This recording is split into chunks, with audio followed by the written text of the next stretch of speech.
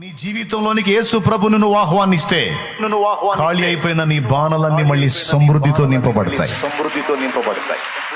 అయిపోయిందిరా బాబు నా బతుకో, మొత్తం ఖాళీ అయిపోయింది, ఖర్చు అయిపోయింది అనుకుంటే అవి మొత్తం మళ్ళా నింపబడతాయి.